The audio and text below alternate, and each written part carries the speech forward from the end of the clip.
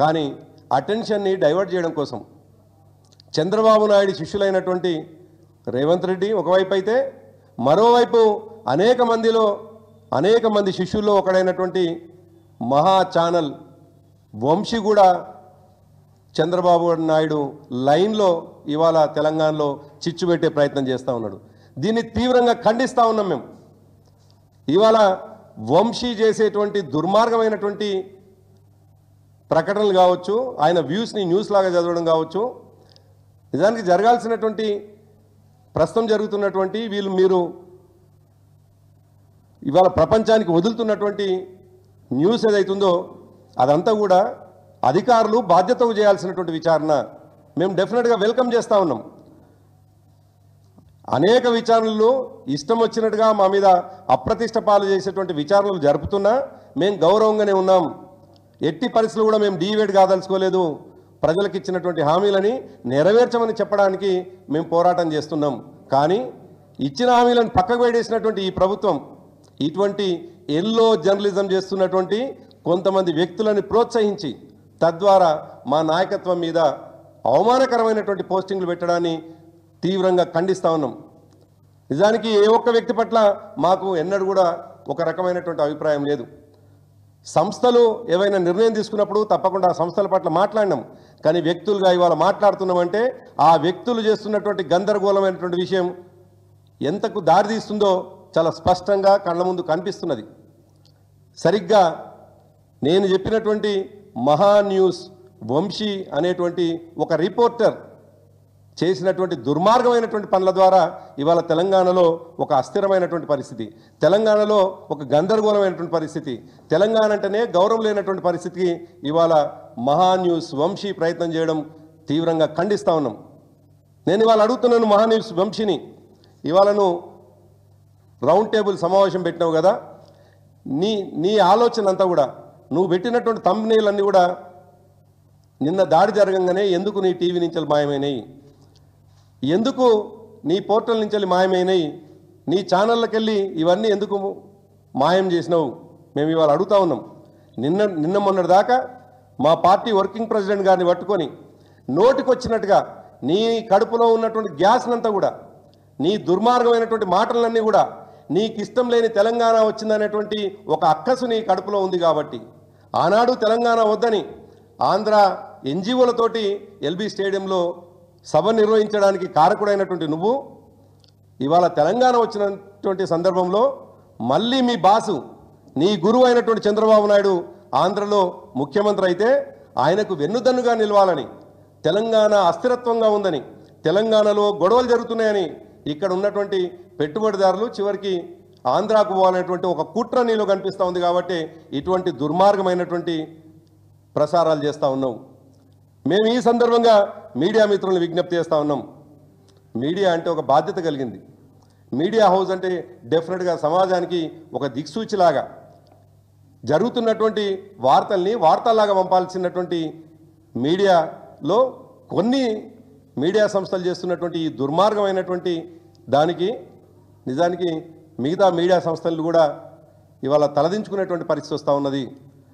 నిజానికి పోటీ వంశీకి ఉండవచ్చు, రామోజీరావు తర్వాత ఆ స్థానాన్ని నేను చేర్చుకోవాలనేటువంటి ఉబలాటం నీకు ఉండవచ్చు, లేదు ఏబిఎన్ రాధాకృష్ణ గారి తర్వాత ఆ స్థానాన్ని నేను చేరుకోవాలని ఉబలాటం నీకు ఉండవచ్చు.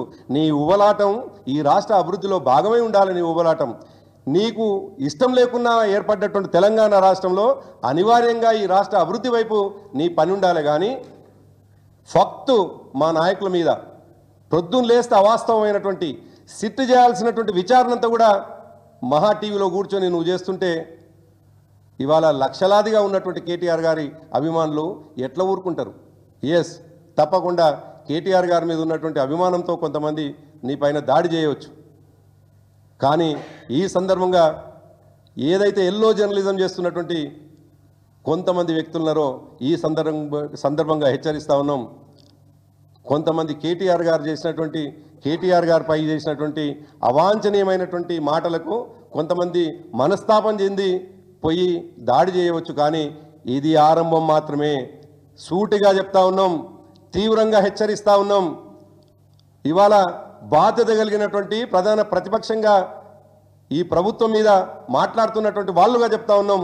ఈ రాష్ట్రం మేము ప్రతిపక్షంలో ఉన్న అభివృద్ధి చెందాలని కోరుకుంటున్నటువంటి వాళ్ళం. ఈ చిల్లర వ్యవహారాలకు ఎట్టి పరిస్థితిలో సహించము. 25 సంవత్సరాలు 14 సంవత్సరాలు ఉద్యమంలో ఉన్నాం, 10 సంవత్సరాలు అధికారంలో ఉన్నాం. ఇంకేం మాకు చైతన్యం చచ్చిపోలేదు, చేయలేకుండా లేము. ఇవాళ మేము సూటిగా ఇంకో మాట అడగదలుచుకున్నాం. బుద్ధిజీవులైనటువంటి తెలంగాణలో ఉన్నటువంటి పెద్ద మనుషులకి, మేధావులకు విజ్ఞప్తి చేయదలుచుకున్నాం. ఇటువంటి పోకడలు ఎటువైపు దారితీస్తాయో ఈ సందర్భంగా అడగదలుచుకున్నాం. ఇటువంటి వంశీ లాంటి అరాచక శక్తులు, అరాచకవాదులు ఇష్టం వచ్చినట్టుగా మాట్లాడుతూ ఉంటే అతను ఏర్పాటు చేసినటువంటి రౌండ్ టేబుల్ సమావేశానికి వెళ్ళినటువంటి కాంగ్రెస్ ప్రెసిడెంట్ మహేష్ గౌడ్ని ఇవాళ అడగదలుచుకున్నాం. బుద్ధిజీవుడిగా మాట్లాడుతున్నటువంటి కోదండరామ్ గారిని అడగదలుచుకున్నాం. అదేవిధంగా జర్నలిస్టులకు ఆదర్శంగా ఉన్నటువంటి శ్రీనివాస్ రెడ్డి గారిని కూడా అడగదలుచుకున్నాం. మీరు వంశీ లాంటి వ్యక్తులు చేసేటువంటి దుర్మార్గమైన మాటల్ని మీరు ఎంకరేజ్ చేయదలుచుకున్నారా? ఆయన మాట్లాడినటువంటి మాటల్ని మీరు ఏం చెప్పదలుచుకున్నారో ఈ సందర్భంగా మీరు తప్పకుండా సమాజానికి చెప్పాల్సినటువంటి అవసరం ఉన్నది. ఒక బాధ్యత కలిగినటువంటి నాయకులుగా లేనటువంటి విషయాన్ని ఉన్నతిని చూయించుకుంటూ ఇవాళ కుటుంబాల్లో కుటుంబ సభ్యులు కూడా కనీసం టీవీ ముందర కూర్చున్నటువంటి ప్రసారాలు చేస్తూ ఉంటే మీరు ఎట్లా సమర్థిస్తారు? వంశీ ఏ ఒక్క రోజు కూడా తెలంగాణకు అనుకూలంగా లేని విషయాన్ని మీకు తెలియదా? ఆనాడు ఎల్బీ స్టేడియంలో మీటింగ్ పెట్టి నుంచి మొదలుకొని ఒక సినిమా హీరోని బ్లాక్మెయిల్ చేసి అర్ధరాత్రి టాస్క్ ఫోర్స్ పోలీసులు తీసుకొని పోయి పోలీస్ స్టేషన్లో రాత్రంతా పెడితే ఆనాటి వంశీ యజమాని అయినటువంటి మీడియా సంస్థ యజమాని పోయి ఇడిపించుకుని వచ్చినటువంటి విషయాలు మీకు తెలియదా? వంశీ నేర చరిత్ర, వంశీ యొక్క ఎల్లో జర్నలిజం ప్రపంచానికి తెలుసు. ఆయన పెట్టినటువంటి తంబునేలే చాలా స్పష్టంగా అవపడుతుంది. ఇవాళ వంశీ బ్రతుకుతుందంతా కూడా బీఆర్ఎస్కు వ్యతిరేకమైనటువంటి వార్తల్ని ప్రసారం చేసి బ్రతుకుతా ఉన్నాడు. ఒక్కసారి ఈ సందర్భంగా మరి ఆయన పక్షాన మాట్లాడుతున్నటువంటి వాళ్ళని చూడండి. బీఆర్ఎస్ నాయకుల మీద ఇష్టం వచ్చినట్టుగా మాట్లాడినటువంటి ఆ వీడియోస్కు 70,000, 50,000 వరకు 50,000, 70,000 రావచ్చు. మిగతా సమాజం కోసం ఏదైనా నువ్వు చేయాలనుకుంటే కనీసం 500-600 మంది చూడనటువంటి నీ వార్తల్ని కేవలం మా మీద విషం జల్లేటువంటి వార్తల ద్వారా నీ మీడియా ఛానల్ని నడుపుకోవాలని ప్రయత్నం చేస్తే తస్మాత్ జాగ్రత్త అని చెప్పి చెప్తున్నాం. ఆగం ఎట్టి పరిస్థితుల్లో కూడా భవిష్యత్తులో ఇటువంటివే పునరావృతమైతే నువ్వు కలుగులో పడుకున్నా కానీ తెలంగాణ ప్రజలు ఊరుకోరు.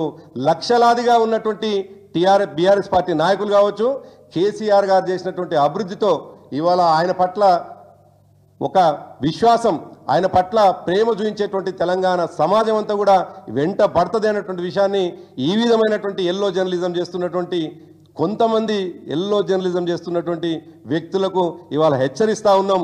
మా నాయకుడు మాకు నేర్పింది శాంతియుతంగా పోరాటం చేయమని, వచ్చిన తెలంగాణలో అభివృద్ధి జరగాలని.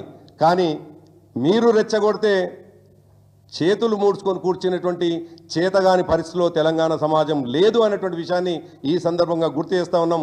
అయినప్పటికీ నువ్వు ఎటువంటి రెచ్చగొట్టే అది చేసినా కానీ తెలంగాణ అభివృద్ధి కావాలని కోరుకుంటున్నటువంటి వాళ్ళం కాబట్టి తెలంగాణలో నువ్వు ఇచ్చినటువంటి హామీలని తప్పకుండా నెరవేర్చాలని ఈ ప్రభుత్వాన్ని నిలదీస్తూనే ఉంటాం. మరోవైపు